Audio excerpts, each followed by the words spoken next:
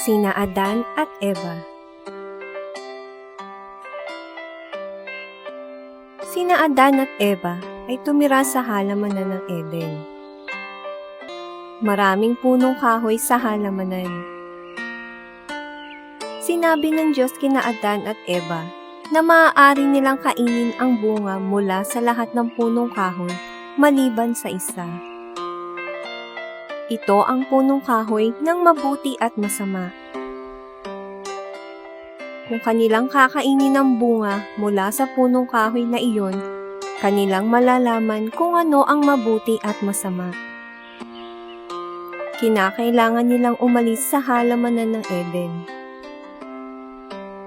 Kung hindi nila kakainin ito, sila ay maaaring palagi ang tumira sa halamanan ng Eden. Sinabi ng Diyos na sila ay makapamimili.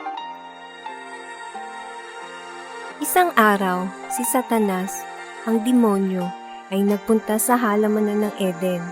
Ito ay nag-anyong ahas. Sinabi niya kay Eva na dapat niyang kainin ng bunga ng punong kahoy ng mabuti at masama.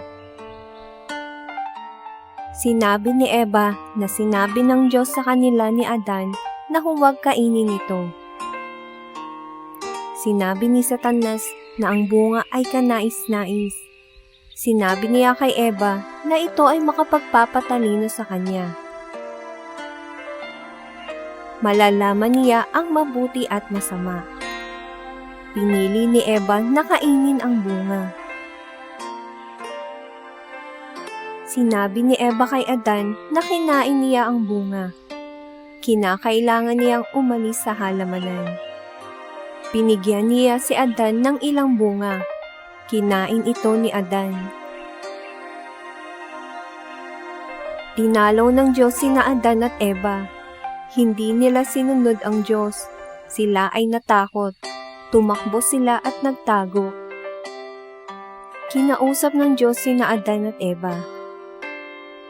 Tinanong niya kung kinain nila ang bunga ng punong kahoy ng mabuti at masama. Sinabi ni Satanas na kainin nila ito, kaya kinain nila ang bunga.